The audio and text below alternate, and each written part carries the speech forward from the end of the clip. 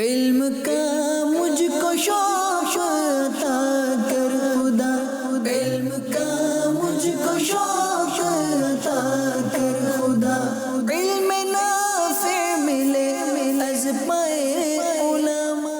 یہ مناظر ہیں افریقی ملک موزمبیق کے سٹی ماپوتو میں جامعۃ المدینہ فیضان صحابہ و اہل بیت میں منعقد ہونے والے سالانہ امتحانات کے، جو کہ شعبہ جامعۃ المدینہ انٹرنیشنل افیئرز کے تحت منعقد کیے گئے، اور امتحانات کے بعد جامعۃ المدینہ میں سرپرست اجتماع کا بھی انعقاد کیا گیا، جس میں جامعۃ المدینہ کے اساتذہ کرام، طلبہ کرام اور ان کے سرپرستوں سمیت مختلف شعبۂ زندگی سے وابستہ افراد و مقامی عاشقان رسول شریک ہوئے۔ سرپرست اجتماع میں تلاوت و نعت کے بعد سنت بھرے بیان کا سلسلہ بھی ہوا۔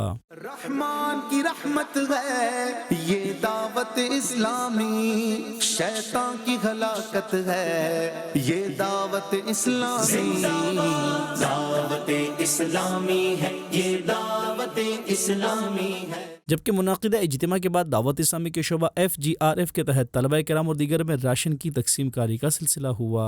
اپنوں کو خوش کر پاؤں گا دل میں جب یہ ہوتا ہے۔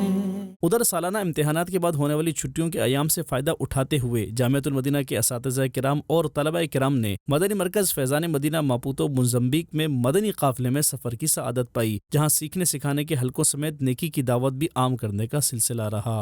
آؤ مدنی قافلے میں ہم کریں مل کر سفر، سنتیں سیکھیں گے اس میں، سنتیں سیکھیں گے اس میں انشاءاللہ سر بسر۔